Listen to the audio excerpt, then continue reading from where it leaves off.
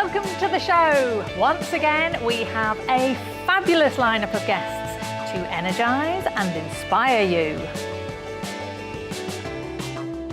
It's time to wake up your wow with your host, international award-winning speaker, Cath Vincent.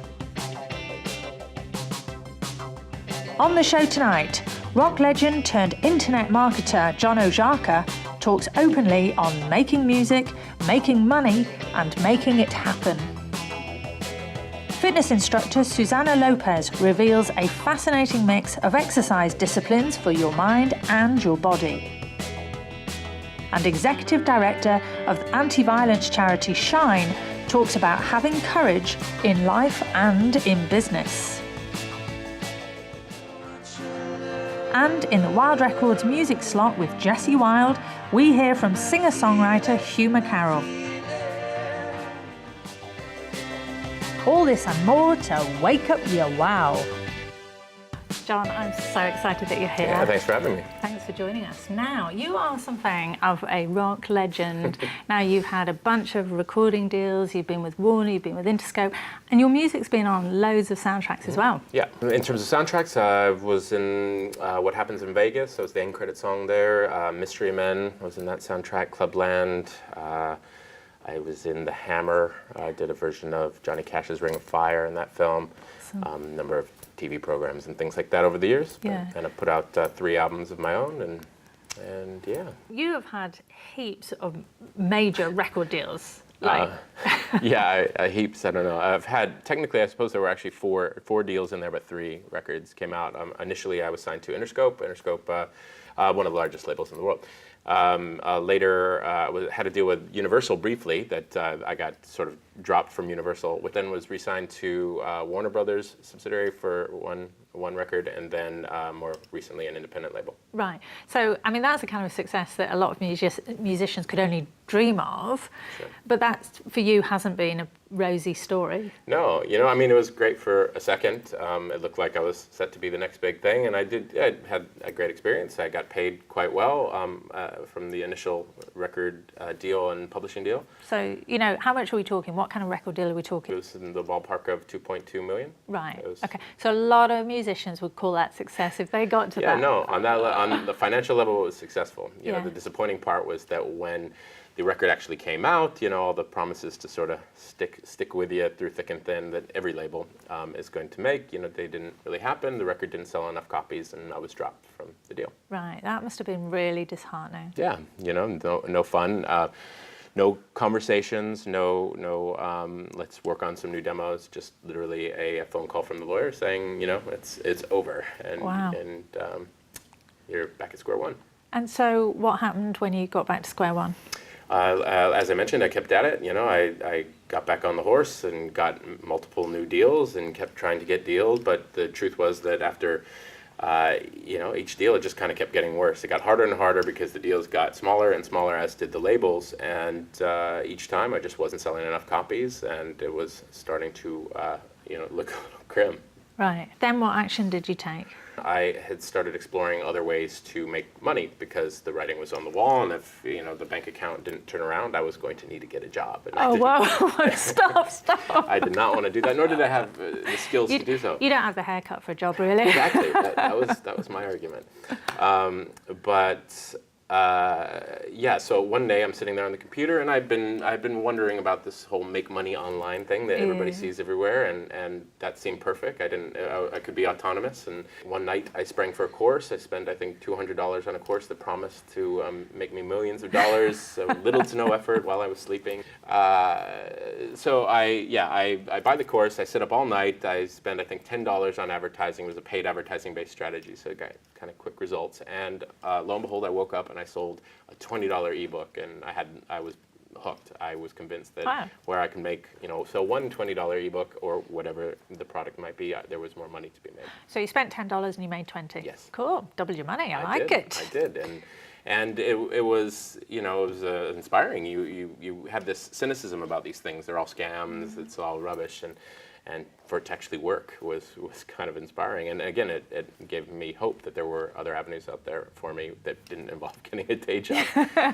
So you still don't have a day job? I still don't have a day job. Brilliant. So you obviously took some more action after that. I did, yeah. So pursuing this, like I say, I got the bug, and I spent the next probably about a year before things really came to a head. It wasn't easy. I had a lot of failures. That first sale was not followed by millions of sales with little to no effort. But after about a year, I had sort of cracked the code, so to speak, on what it means to run a successful online business. And I built an e-commerce business that sold, it's over $2 million at this point. I'm not exactly sure where it's at right now, but over $2 million in sales. Wow, and that was just the first initial business. Like I said, nothing to do with music just yet. Yeah. It was just trying to get the finances in order. Okay, well done. You obviously did that. Yeah. And then, so once you'd taken that learning and that concept, then what happened after that? So as you do, particularly when you're working online, you're always looking for new angles, new projects, and it only kind of made sense. I was, as I say, still making music, and I thought maybe, what if some of this stuff I'm learning about marketing could be used to sell music? And I would use myself as a guinea pig and run little promotions and tests, and lo and behold, I sold records. I could send out an email and wake up and there'd be $300 in album sales in my inbox, and that was something that in all of my time, whether on the labels or prior to that as an independent artist, I had never been able to do. Other than playing a show and standing there at the merch table, I did not know, and I don't know anyone who did, I did not know any action that I could take that resulted in sales. And so you feel very vulnerable. You need a manager, you need a lawyer, you need a record label. And for the first time, I didn't, and it was really, really exciting. That must have been so empowering. Yeah, it was. That's a fantastic kind of success story of just literally getting out there and doing it. Yeah. Thanks. You gotta love this guy. So listen, what do you think is what's the ingredient? What is it about you that could make a $2 million business out of thin air? What is it about me? I don't know. I think there's a couple of different ingredients. One is just the willingness to stick at it and work, of course, but another, I suppose on a more strategic level, realizing how kind of the world works and how human beings work, and how there's really a simple process behind most of success, at least with business. It's finding a market and creating something that market wants, and then figuring out where that market is and getting your message in front of them, and really focusing on sales. At least that's been my approach, as opposed to, again, what as a musician I think I did most of my career, which is just coming up with a great idea and waiting for the world to find it. Sales is a process. As long as you do have a good product and you take care of people, I think good customer support, especially online, is a big part of it. And it really isn't that difficult. Yeah. It sounds, I remember you saying just a little earlier, I obsessed about direct marketing, and that was the term you used.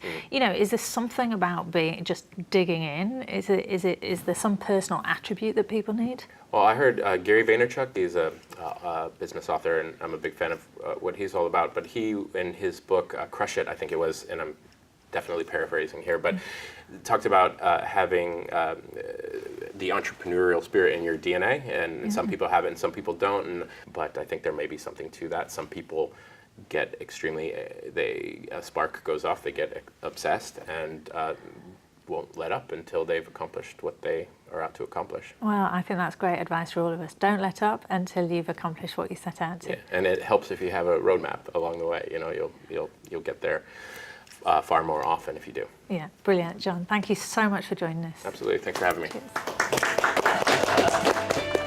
Next up, fitness instructor Susana Lopez on her mind-body workout, Hypnolates. Susana, welcome. Thank you. Thanks for flying all the way from Australia to see us. It's my pleasure. Now, you're actually from Madrid, though. Yes, from Spain, from Madrid.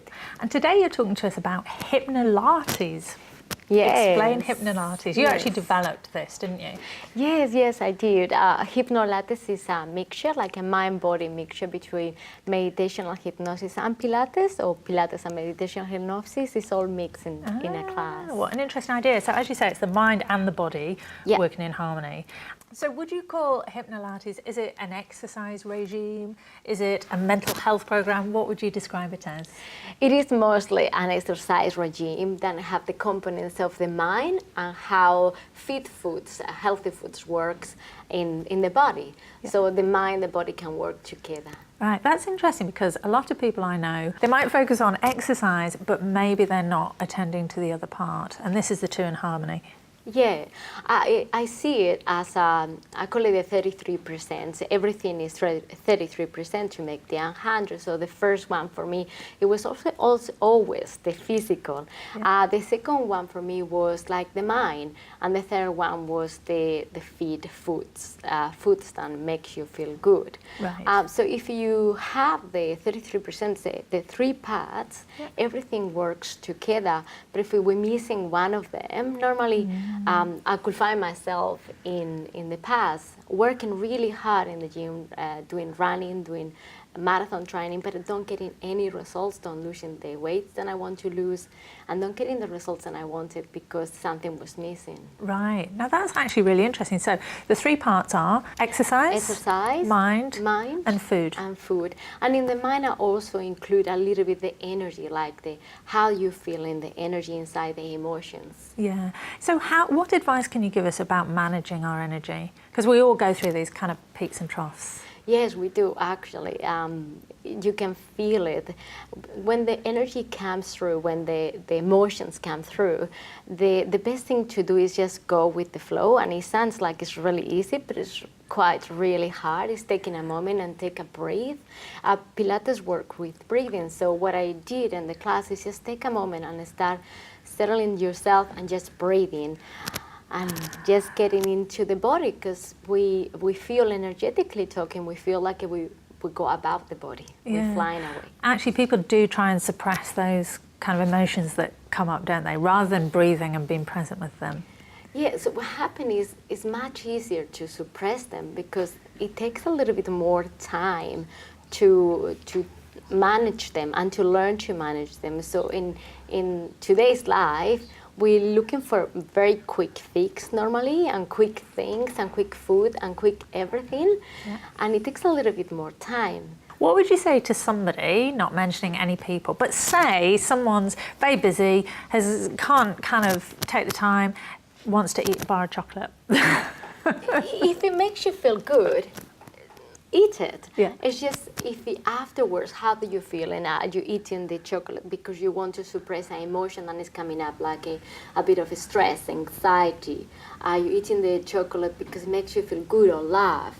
What do you need? Maybe you need just a hug, a little bit of water, and maybe a little bit more breathing and moving. Yes, a hug, some water, and some breathing. Perfect.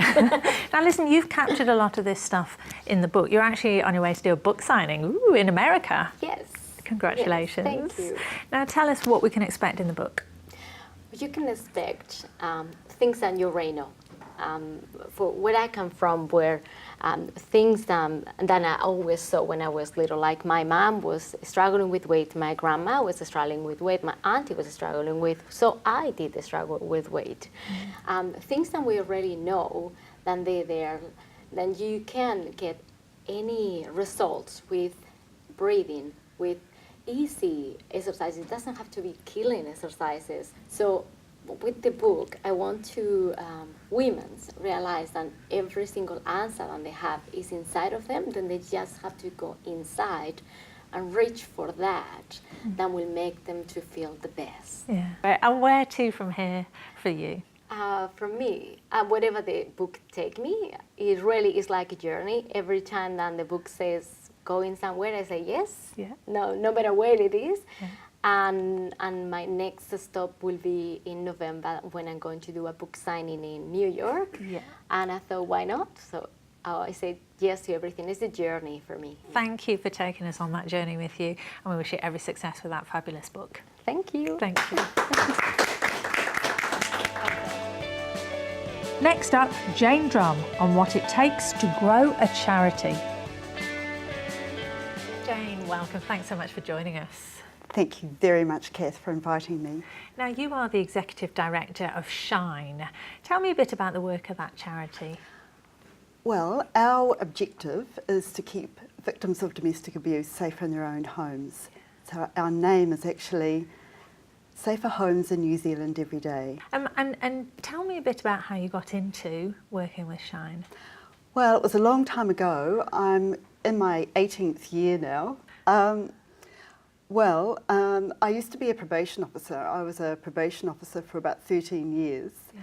And I'd been on the management committee of this organisation, and there was a vacancy. In fact, I actually was the 4th manager in about a year. Oh, stressful job. That's a sign. Yeah. You don't want that job. Yeah. And I thought, I'll go there, and I'm interested, and I knew something about it. And I thought, well, I'll go there for a couple of years and do something, and then I've got manager, my CV. But I actually, after I got through quite a hard start, I actually found I really liked it. Right. I really loved it, in fact. I felt quite passionate about it.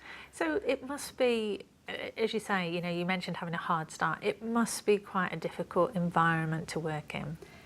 It was exceptionally tough. Yeah. I'd never managed anybody before. I'd managed people on probation, and they didn't have any... They didn't have any say about coming to see me, but it was really different managing staff. But we moved through that, changes of staff, new directions, and it just grew from there. I think I'm quite an opportunistic sort of person, and I had a real strong vision for where we might get. Yeah, and tell me a bit about that vision. Well, I really believe that when people's lives are at stake, which is basically the work that we're involved in, we have to be the best we can be, and good enough is not good enough. Yeah. And so I looked at what we were doing, which was a pretty little range of services, and it just wasn't significant. It wasn't making any kind of blip on the horizon at all. And here we were, based in Auckland, New Zealand's biggest city. So I started to think about how we could build and expand out. Yeah. One of the first things I added was a stopping violence program for people who perpetrated that violence. And way back 18 years ago, that was really radical, because we were focused on working with victims. But I just thought it's ridiculous, particularly having come from probation. It's ridiculous not working with the people who do the hurting as well. So in real terms, what kind of work are you doing with them? How are you helping them to not be violent anymore? We run a stopping violence program, which is 20 weeks, and we really help people understand the thinking that goes into the kind of behaviour that leads to the sort of actions that they take, which are really wrong. The bad thinking they've got, which is basically about feeling justified to hurt somebody else to get their own way. Right, okay. Yeah. And what is the scale of the problem in New Zealand? It's huge in this country. We live in this really beautiful country, and probably the police would get advised about 100,000 cases a year. 100,000 cases a year? Yeah, that's about 1 every 6 minutes that the police are out there looking at. 1 woman in 3 experiences a sexual or physical violence in her lifetime. It's really, really high. 1 in 3? Yeah, in New Zealand. Do you know, when you put the numbers in those terms, you say 1 in 3, you start looking around and say, well, I can see 3 women, you know. It's not like saying, well, 1 in 2,000 or something, which is quite hard to imagine. Yeah. So what you're saying really is that we probably all know somebody. Everyone in New Zealand knows not just one somebody, they know heaps of somebodies. Wow. And I guess that must mean that the problem is largely hidden. It is. The police think that they only get about 20% of what's going on reported to them. Wow. Yeah. So the number you gave, so 100,000 is only 20% of... Yeah. Yeah. Yeah, so it is really massive. So that's what I'm saying. We have to be as good as we possibly can be. Our resources are really tiny. It's really, really tight. And so I feel really strongly that we just have to keep learning and working out new ways of doing things much more effectively, because I believe that people deserve to be able to remain safely living in their home. Because I think, why should the person who's done nothing wrong have to leave. Yeah. And so while we do run some refuges, I really want to commit most of our resources to actually keeping people safe there in their homes. And we work with lots of other organisations up at the hospital, with the police, Child, Youth and Family, lots of organisations just to do that. Yeah. And I know your passion is about developing the organisation, but actually you personally have achieved an enormous amount over the last 18 years. Oh, thank you. Now, Yeah. don't be coy, don't be coy. Tell us well- a bit about, I mean, it has grown literally from a handful of people, hasn't it? Yes, that's right. So when I first started there, we had a budget of 180,000, and it's grown to an organisation of 3 million a year. So it's taken a huge amount of personal commitment from me and just dogged perseverance. Yeah.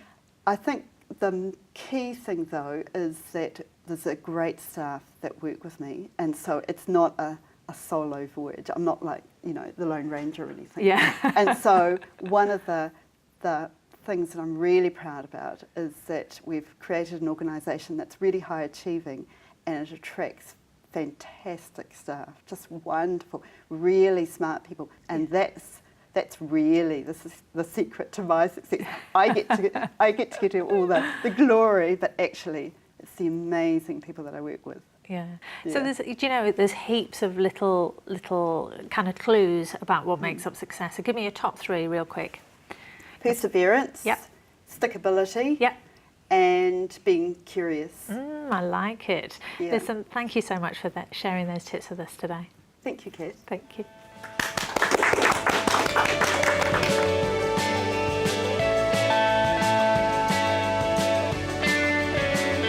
Jesse, welcome back. Great to be here again. Now, who's recording in the studio right now? We have another fine Kiwi singer-songwriter named Hugh McCarroll. And what's Hugh going to do for us? Hugh's going to do a song called Tuesday, and he's going to be using a loop pedal. Oh, how interesting. Yeah, let's do it. Yeah, let's hear from Hugh.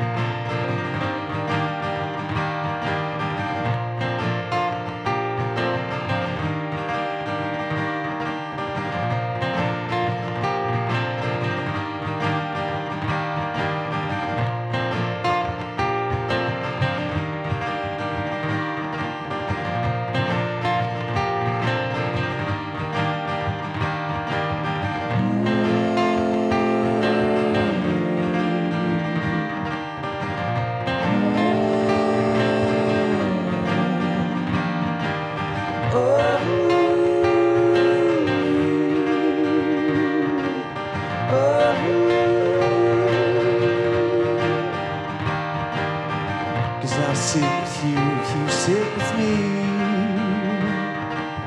Plagiarists are we're meant to be. For some other love they try to steal. The book is in, oh it's bound to fail. Hey!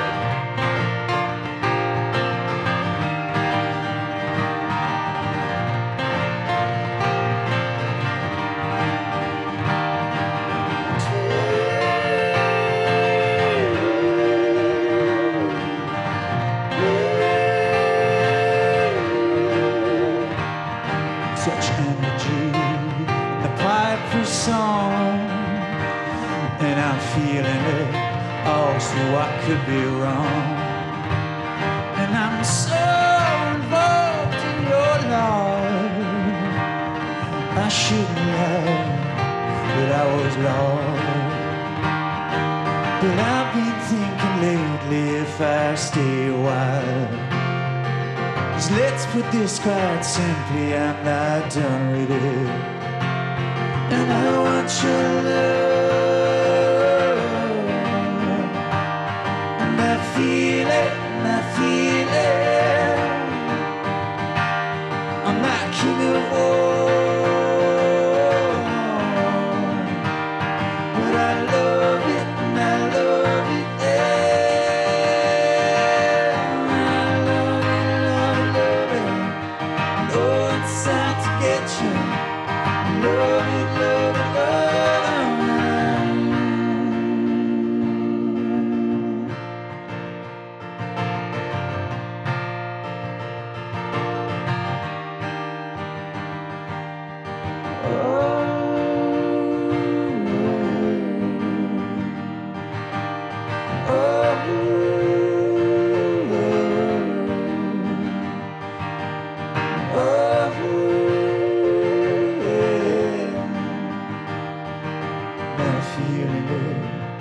It's Tuesday now.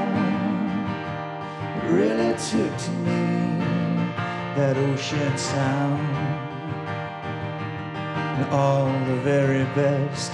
Sail slowly, my friend.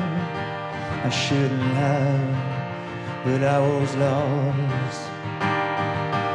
'Cause I've been thinking lately, if I stay a while, let's put this quite simply, I'm not done with it, and I want some more, and I feel it, feel it. I'm not king of all, and I love it, yeah. And I want some more, and I love it, yeah. I'm not king of all, and I love it, yeah.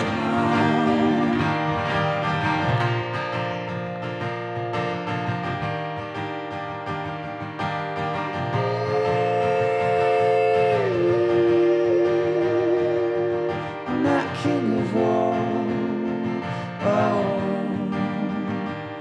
on a Tuesday, oh.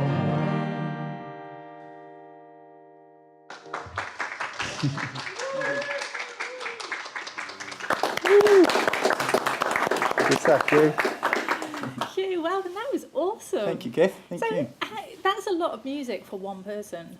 That's Yes, a it big is. sound. Look, the loop's fairly new to me, but still discovering it. There's so much to those awesome devices. So, yeah, the further I go, the more I explore, and yeah, it's a really fun instrument. So how does it work? You're actually playing something and programming it and then playing it back? How does it work? Yeah, I start with a bass layer, which in that instance was the guitar, the sort of bass line of the guitar, then added rhythm section and then some lead over the top before the voice came in, so it was a sort of build-up. Yeah, like literally a one-man band. That's right. Awesome. Where did you learn to do that, or who does... I guess I've just been inspired by a few particular musicians. You look at the likes of Brian Adam, who uses it a lot, David Gray, even Ed Sheeran's quite a master on it, so it's becoming more and more popular. Excellent. Yeah, well, hey, you're in great company with those guys. Yes, I think so. Cool. And hey, what's the song about? Tuesday? A Yeah, Tuesday? the song's called Tuesday. I guess it's a sort of mixed emotive song about a relationship of the past, but yeah, as so many are, but Tuesday being a day when I think all comes clear in many ways. So, Excellent. Almost all songs are about relationships, isn't that right? Absolutely. Yeah, Absolutely. either one's going wrong or one's going great. Yeah. Exactly. On the up or on the down. Well, it's Monday today, but thank you so much for performing Tuesday. Well, thanks for having me. Yeah, brilliant. Awesome. Thanks so much, Hugh. Thank you. Yeah. My thanks to all my special guests, to John, to Susanna, to Jane, to Hugh, and our very own Jessie Wild. And until next time, don't wait to wake up your wow.